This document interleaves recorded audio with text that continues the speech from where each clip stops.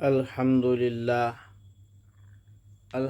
للہ وکفا وسلام علی عبادہ الذین اصطفاہ اما بعد۔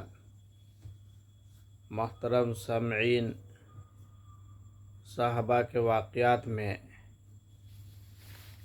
حضرت ابوبکر صدیق رضی اللہ عنہ کا خوف الہی کیا تھا؟ صدیق اکبر رضی اللہ عنہ،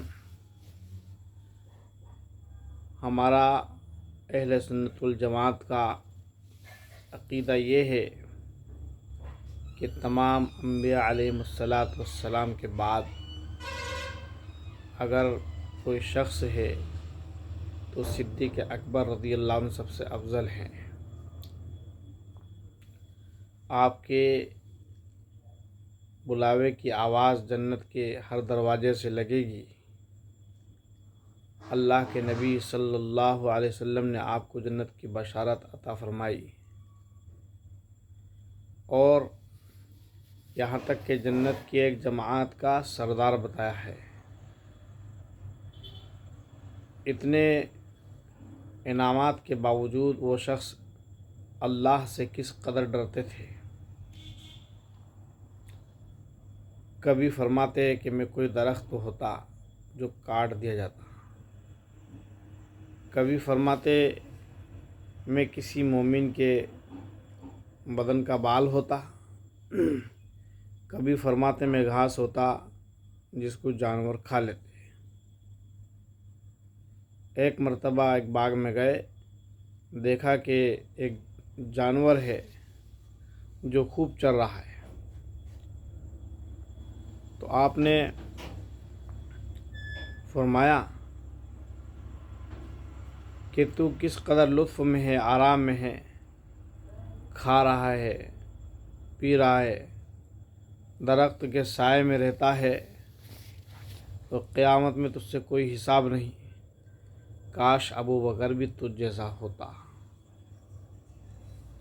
ربیعہ اسلمی رضی اللہ عنہ کہتے ہیں کہ ایک مرتبہ ابوبکر صدیق رضی اللہ عنہ میں اور میرے بیچ میں کوئی بات ہو گئی، اس پر انہوں نے مجھے سخت کلام کہہ دیا۔ اس پر ان کو خیال ہوا، کہنے لگے بدلہ لے لو۔ میں نے کوئی جواب نہیں دیا۔ پھر کہنے لگے کہ ہم رسول اللہ صلی اللہ علیہ وسلم سے عرض کریں گے۔ میں نے اس پر بھی کوئی جواب نہیں دیا۔ صدیق اکبر رضی اللہ عنہ اٹھ کر چلے گئے،